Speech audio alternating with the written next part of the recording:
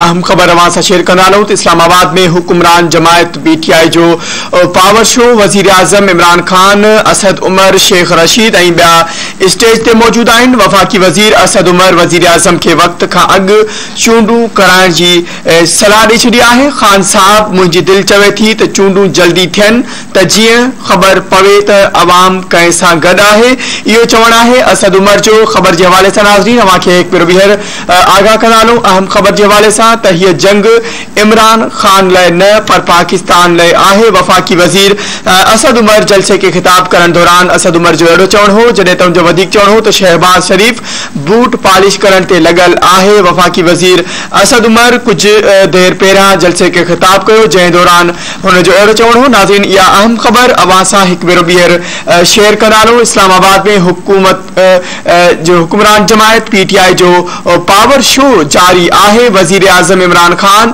असद उमर, शेख रशीद अहमद ऐं ॿिया वफ़ाक़ी वज़ीर स्टेज ते मौजूद आहिनि, जॾहिं त अवाम जो वॾो अंग जलसे खां पहुची वियो आहे। वफ़ाक़ी वज़ीर असद उमर वज़ीर आज़म खे वक़्त खां अॻु चूंडूं कराइण जी सलाह ॾेई छॾी। ख़ान साहब, मुंहिंजी दिलि चवे थी त चूंडूं जल्दी थियनि त जीअं ख़बर पवे त अवाम कंहिं सां गॾु आहे। इहो चवणु आहे वफ़ाक़ी वज़ीर असद उमर जो।